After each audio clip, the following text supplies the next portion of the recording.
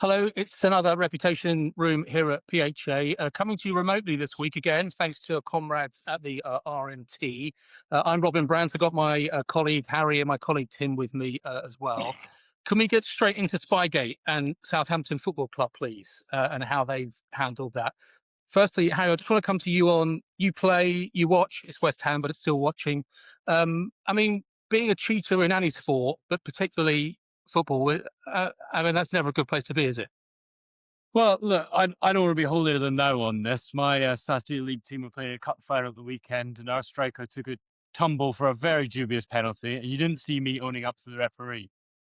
But what also is true is we weren't playing for 200 million like Southampton were. So I think when the stakes are raised to that level, fans don't take well to that sort of cheating.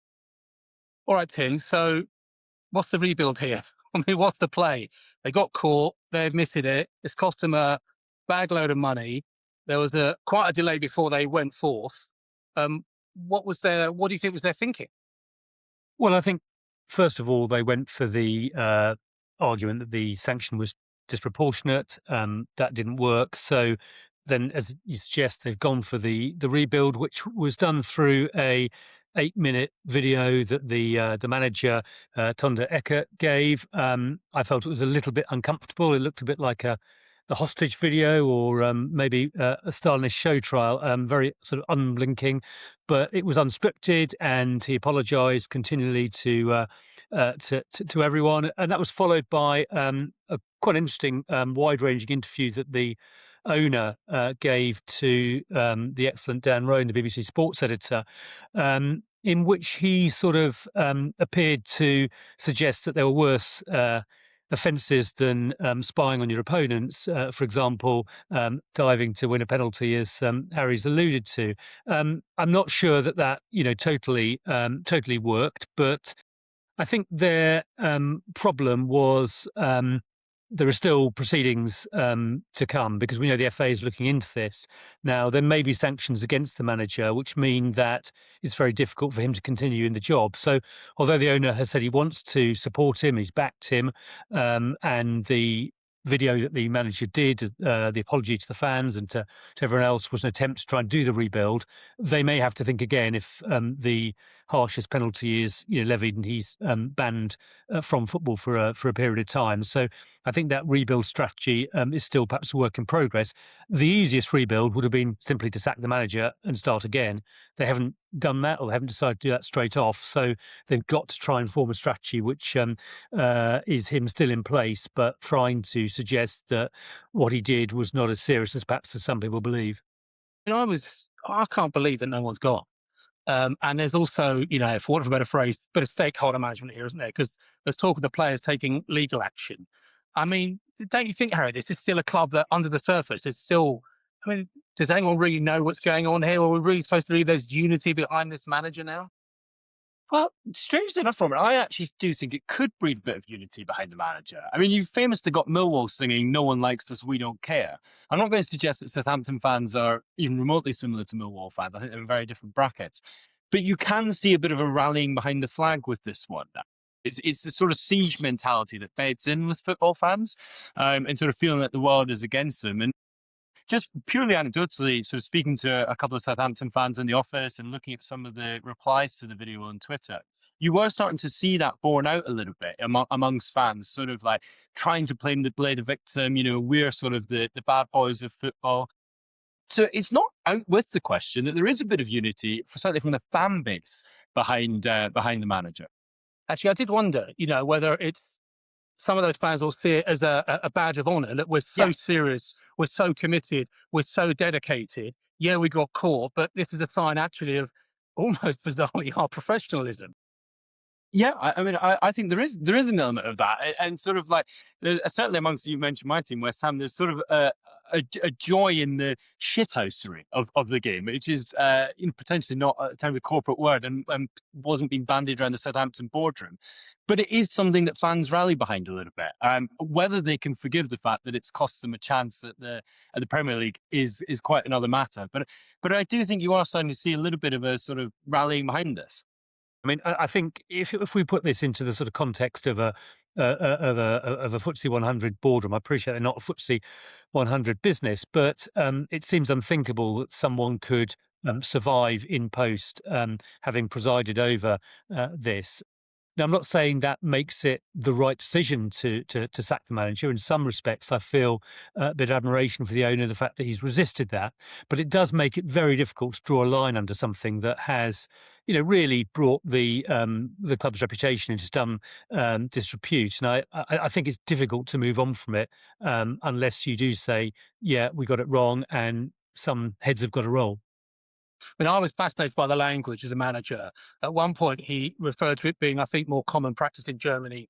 I should have known it wasn't allowed here, he said. I should have known. This is after they've been caught doing it 3 times, fined, and not allowed to go to the playoff. And he's still using the phrase, I should have known. I mean, that seems bizarre to me, Harry, don't you think? I mean, I think should have is doing quite a lot of heavy lifting now. I would suggest that he probably did know, and that's the line that they've gone for. Well, there's still a lot to kind of find out with this, isn't it? As you say, we're in a bit of a kind of a limbo, really. Can I just move on to the very big political moment of this week? I just want to touch on it briefly. It's the murder and the conviction of the man who killed Henry Nowak. That happened back in December. That awful, unbearable video of the moment he was being arrested. But Nigel Farage was very early out of the blocks with that statement from the field at 8 o'clock on that morning. Tim, can I talk to you about timing, whether it's politics, whether it's corporate announcements? Deciding to go early and deciding to go is a big call, isn't it? Or not go. Yeah, and I think Nigel Farage knew exactly what he was doing. I think it's accidental that he's fighting a by-election in which Rupert Lowe, ironically former Southampton chairman's party, is standing and potentially going to eat into Reform's vote. And I think he was looking to speak to his core audience. Obviously, very controversial what he said in terms of potentially, stoking up some of the disorder that we then saw break out. But he was looking to very much own the issue. And he hasn't really backtracked. He's doubled down on it, if anything. And I think this is a sort of, I think it was a very political decision. Time will tell whether in that short term, very narrow way of looking at it, it pays off for him politically. But I think some people were very uncomfortable by the language and by the sequence of events that followed.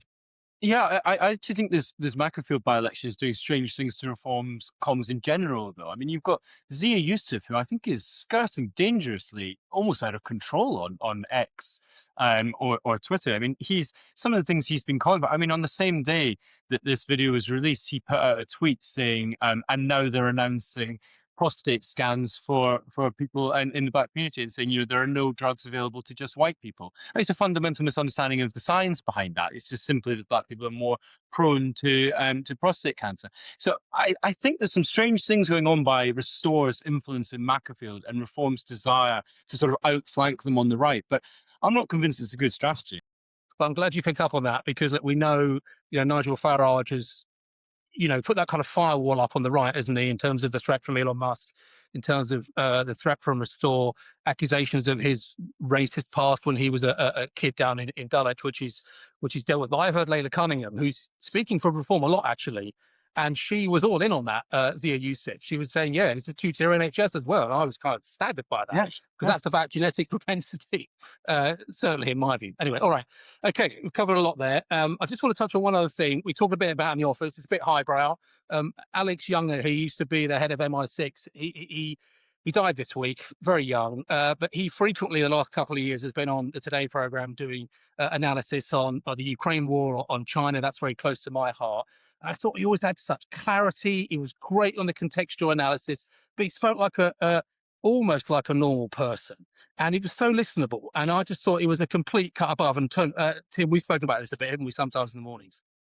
Yeah, I think that's right. And I think, it's so interesting, isn't it, that someone who for so much of his career had to operate in the shadows, but when he had, in particular, in the last couple of years of his life, retired from MI6, he was someone who was utterly compelling as a broadcaster, spoke a lot of sense. And at a time of, huge global uncertainty, I always found him a rather reassuring to listen to his take on the world. And as you say, he died tragically young at the age of 62, and he'll be greatly missed.